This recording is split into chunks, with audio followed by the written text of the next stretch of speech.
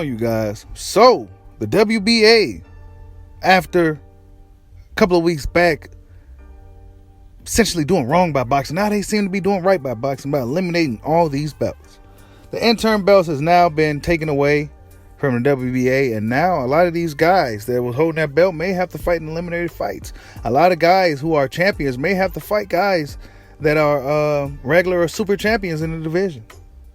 So we may start seeing a lot more interesting matchups in the sport of boxing. A lot of these fighters are going to have to take these fights. That's what this means.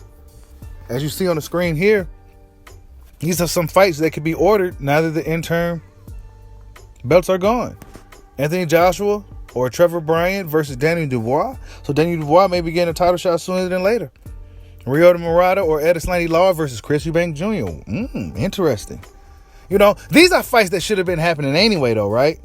And by them doing this, and I think all sanctioned bodies should follow suit, we're going to start getting a lot more fights, a lot better fights, and we're going to see who's really the best in these divisions, in these sanctioned bodies. We're going to see who's really the best guys.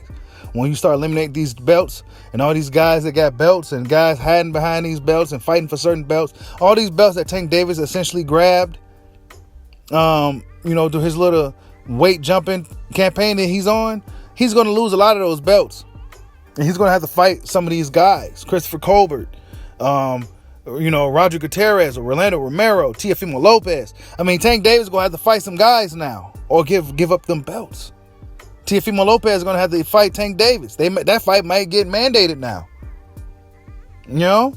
This is a really good move by the WBA after what they did 2 weeks ago with the Fox fight and the crazy judge lady or whatever, right? I didn't get the chance to speak on that, but I heard all about it. But now, by them doing this, things are going to get really interesting in the sport of boxing, especially guys who are under the WBA.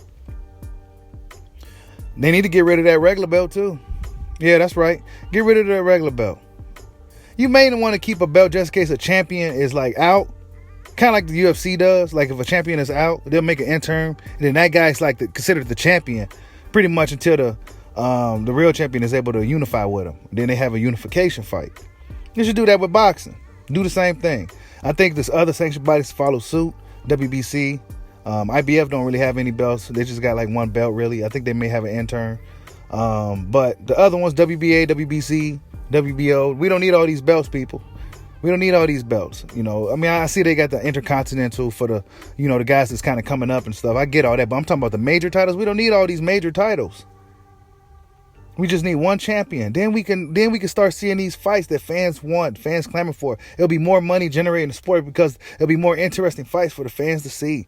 It's just the right move by WBA, so that's a good thing. And like I said, I hope the other sanctioned bodies can follow suit. It's a really good thing for boxing. We're going to see who's really, really about that action. We're going to see who's really, really willing to fight the best guys available, et cetera, et cetera. What this is going to do, this is going to show us who's really about that action. Who's really willing to fight the best guys. This is going to tell us a lot. Like, subscribe, holler at your boy. Peace out.